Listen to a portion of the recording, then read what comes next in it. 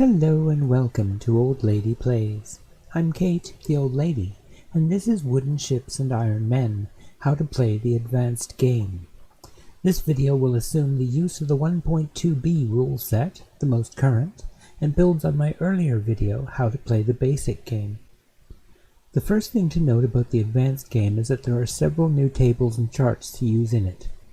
This can be seen in the use of the HDT, Hit Determination Tables, and Hit Tables. The main difference on the HDT is that a rake now cross-references the range with the number of guns firing to get the right hit table, and that a stern rake only adds +1 to the hit table used.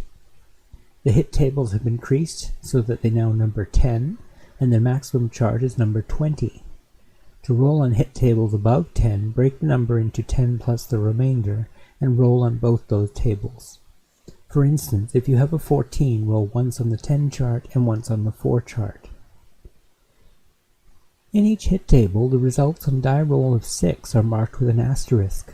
This is to remind you that a 6 is a possible critical hit. If a 6 is rolled, roll 2d6 and consult the critical hit table to see what effect this has. Critical hit damage is always added after any other damage has been assessed. If the critical hit indicates something is damage which is only used in the optional rules, and you're not using the optional rules, treat that result as no effect. The number of hull squares is increased to 1.5 times as many as the basic game, rounded up. The number of guns, carronades, and crew is doubled. Also, the guns and carronades must be divided evenly, or as evenly as possible, to bow and stern sections. Put a thick line between the two sections on the log. The sequence of play for the advanced game is the same as for the basic game with two additions. First, the wind phase, during which the wind may alter from its previous value. Roll 2d6, and if the number is equal to the change number given in the scenario outline, roll 1d6 on both the wind direction change and wind velocity change charts. Wind velocity has named states for each value of wind velocity, and some of them have additional effects. These are 0, becalmed, 1, light breeze, 2, moderate breeze, 3, normal breeze, 4, heavy breeze, 5, gale, 6, storm, and 7, hurricane. If the wind velocity increases to storm force, no ship may use full sail, and any ship caught at full sail will take 1d3 damage to the rigging. If it increases to hurricane force, the game is over, with the player ahead on points taking the win, or a draw if they're equal. And if it drops to becalmed, no movement except turns may be undertaken. At wind velocity 5, gale, ships in classes 1, 5, and 6 subtract 1 from the hit table used. At wind velocity 6, storm, ships in classes 1 and 4 subtract 2 from the hit table. Ships in classes 2 and 3 subtract 1. There are no changes to the fouling-unfouling phase. Under movement, we introduce the concept of full sails. Full sail means the use of sails on all the masts and yards of the ship as opposed to battle sail, which tends to favor topsails and leave the mainsail furled. When a full sail ship takes damage to the rigging, the hits are increased by the number in the parentheses to represent the fact that there's a lot more rigging to hit that matters when full sail is in effect. At game start, a captain may choose to be at full or battle sail. In order to change after the game starts, this will require two things. 1, that a crew section be assigned MIR, men in the rigging, and 2, that a note be made in the notes section of the log for the turn showing FS, that's Foxtrot Sierra, for full sail, and BS, Bravo Sierra, for battle sail. The advanced game also introduces the concept of backing sail. This allows a ship to not move for the impulse noted with a B. So if a ship wishes not to move during the turn, they may write a B for each impulse they want to stay still. So this might look like BBB1. This would mean the ship would not move for the first 3 impulses, then move on the final one. In the advanced game, ships may anchor. Anchoring provides a more stable shooting platform, but may be used only by scenario direction. Ships have 2 anchors each, a bow anchor and a stern anchor. This means there are 3 ways to anchor. First, there is regular anchoring, in which the ship is moored to a pair of anchors by a pair of lines, one at the stern and one at the bow. Next, there is spring anchoring, in which the ship is moored at either stern or bow with a 1 anchor and springs, which are cables attached to the main anchor line. Through the use of springs and a lot of manpower, the ship may be turned to a new heading. When you want to anchor, you need to note it on your plot. Do this by writing a capital A for anchoring, AB to spring anchor by the bow, or AS to spring anchor by the stern. This will do nothing the turn it's noted, but the turn after the ship must anchor. Must anchor. Ordinary anchoring does not allow turning in place. Spring anchoring does. Either a 60-degree or 120-degree change of direction per game turn. Ships turning on springs may not reload or fire during the turn it takes place, but they may continue repairs in melee. To up-anchor, the ship must be noted with a circled capital A for 2 consecutive turns. On the 3rd turn, the ship may move normally. Alternately, the ship may cut the anchors by writing a lowercase a in the notes. If this is done, the ship may move normally the turn after the anchors are cut. If using the revised ship's log, this cutting will involve Xing out the 2 anchors. There is not time during a game to bring out the ship's spare anchors and attach them to a newly laid line. Once both anchors have been cut, the ship may no longer anchor during this game. If the ship loses an anchor by critical hit, then the ship loses its modification on the HDT. If it was spring anchored, it may no longer turn. The ship is still considered to be anchored for the purpose of drifting, but loses the benefits of ordinary anchoring when only 1 anchor is used. Ships which did not move their bow in the previous turn must move at least 1 hex forward before turning, where they may make a single change of direction by 60 degrees, but no other movement. Their turning factor is considered to be lowered by 1 during this game turn. When going from battle sail to full sail, the ship must move at least 1 hex forward, and may not turn at all during that game turn. Going from full sail to battle sail does not incur this penalty.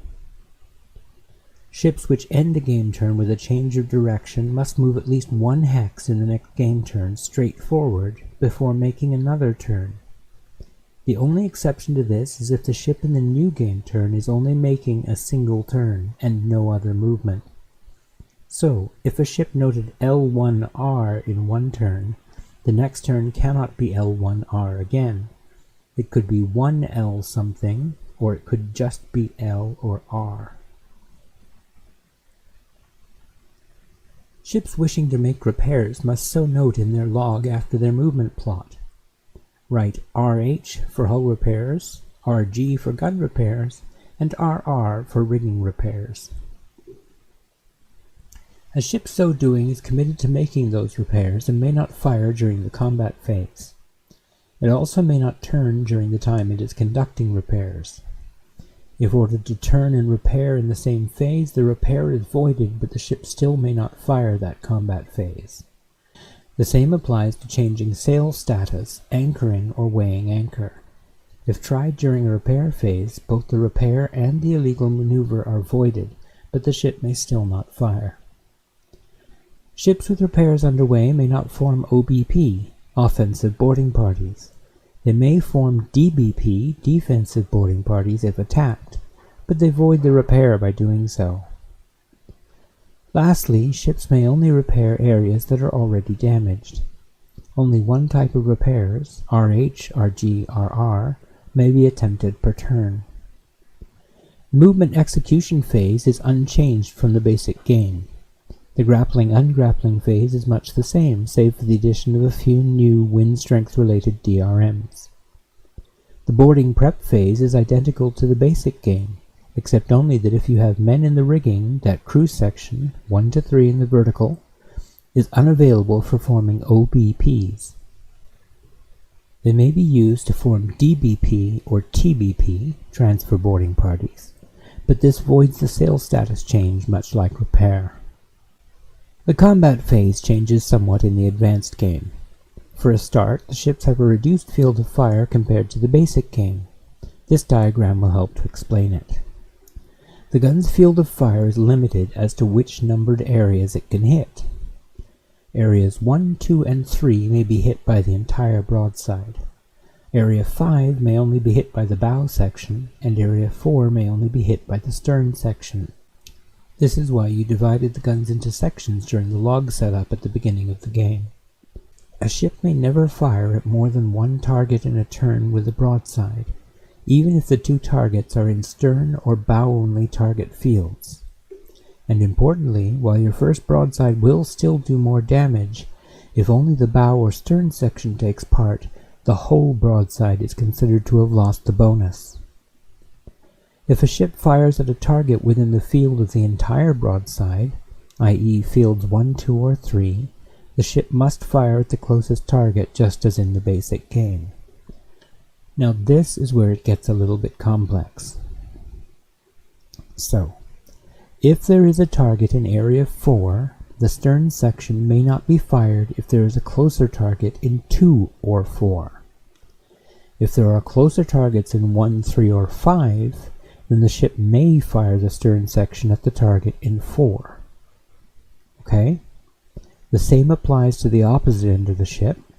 If there's a target in Area 5, then the bow section may not be fired if there's a closer target in 3 or 5.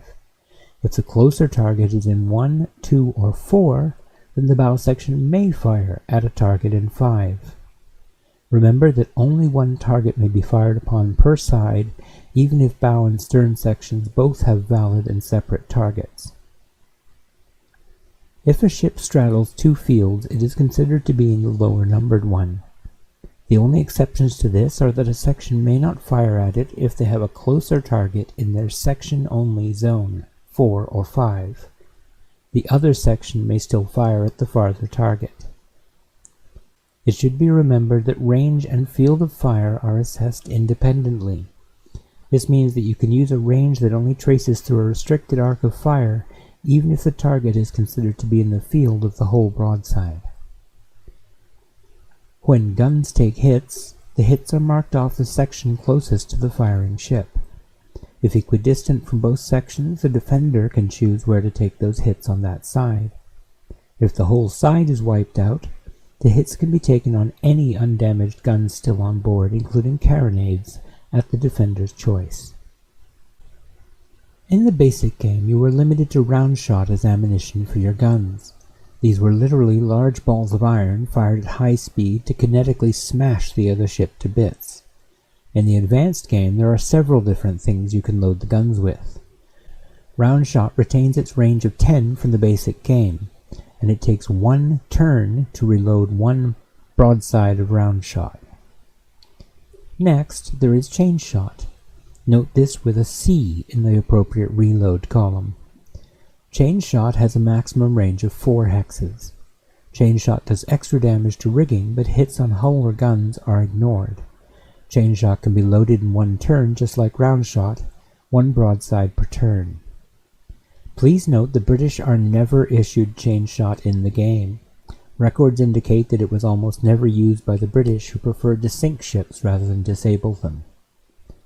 Double shot is exactly what it sounds like, bung an extra round shot on top of the first one. Double shot has a maximum range of just 1 hex, but is extra damaging when it hits. Reloading with double shot is an arduous process and requires a lot of crew. 3 crew sections must be available. They can be damaged to reload double shot in one turn. If fewer than 3 are available, the reload will take 2 turns. D is marked in the reload box 2 turns in a row, after which it may be fired in the 3rd turn. Last, there is grape shot, which is basically a canister filled with grape-sized iron balls, bursting after it leaves the barrel and flinging a lot of very crew-damaging shot at the enemy. Grape shot is another 1-hex range weapon. When firing grape, the hit tables are not used. Instead, the number of the hit table is the number of crew boxes to be X'd out. Grape shot may be loaded in one turn like round shot and may also be fired in place of a round shot load at the last moment. And one last thing about grape shot, it cannot be fired into a melee after the first round of that melee. Once loaded, with the exception of round shot for grape shot, the only way to get the ammunition out of a gun is to fire the gun. Carronades are a special case. First, they are used with the ammunition loaded for the broadside thereon, even if the broadside has been reloaded with something else in the meantime. And finally, if the target ship has a boarding party formed, the ship takes an additional crew loss. If any ship surrenders by striking in the combat phase, the question of whether it is also sinking or exploding must be resolved. When all of a ship's hull squares have been marked off, the enemy player rolls a die and consults the destroyed hull table. If the result is surrender by striking, then handle this as in the basic game. If the result is sinking, roll a die during each fouling-unfouling phase, and if a 6 is rolled, the ship sinks that turn. The same mechanic is used for the exploding result, where a die is rolled in the unfouling phase, and a 6 means the ship explodes. If a ship explodes, it does damage to any adjacent ships equal to double its 1 hex rake damage to rigging, not to exceed hit table 10. Okay? Find its 1 hex rake damage to rigging and double it, but do not exceed hit table 10. In addition, number 2H of the critical hit table must be checked for the fire risk to each ship separately. The guns of the exploding ship are counted as though they were undamaged. For instance, if a British 74 explodes, its full complement of 22 gun boxes are used for the determination of the rake bonus, which must be doubled. The rake bonus is 8 for a 74 at 1 hex, so the explosion damage would be 16, but remember it's limited to 10. Note that rolling a 6 in this case inflicts a critical hit just as it would if the damage came from combat. Ships which are sinking or exploding can take no further part in the game. The only movement they will make is drifting. They may not repair, melee, fire, or anything else. They may not be captured, nor may they be scuttled to sink them faster. Rakes are allowed similar to the basic game with a couple of refinements. If a ship is at 1 hex and can put a full broadside into the opposition through the bow or stern, it still counts as a rake, even though the raked ship could still hit the raking ship in this case. Raking through the stern adds a +1 to the rake bonus, and rakes may only be taken at 5 hexes or less. Finally, under combat we have men in the rigging, MIR. When a ship has MIR, this has an effect on the hit determination table. The ship is considered to be down a crew section, taking a -2 DRM on the hit determination table. Each ship has 30 reloads for the guns. Mark off 1 square of the reloads chart on the revised ship log for each load of grape shot, chain shot, or round shot, and 2 squares for a double shot load. After the 30 reloads are done, the ship may continue fighting, but must use the low powder DRM when firing. Ships which went only straight forward or didn't move, and did not load, fire, melee, collide, or change sail, may make repairs in this phase, provided that there are at least 2 crew sections, 1 to 3, available. All repairs take 3 turns to complete, which need not be consecutive. At the completion of the 3rd turn, the player may mark 2 boxes of the repaired type as being undamaged. And then we come to the full sail phase. If a ship was plotted to move from battle sail to full sail, but during the combat phase lost too much rigging to allow the change does not happen. However, crew sections which are lost to combat still complete their tasks on the turn of their demise. This is important to note. This concludes this tutorial look at the advanced game of Wooden Ships and Iron Men. I hope you found the episode useful. If you have, maybe share it around. Maybe hit like, subscribe if you haven't already. Thank you for your time. I hope you have a great day, and take care.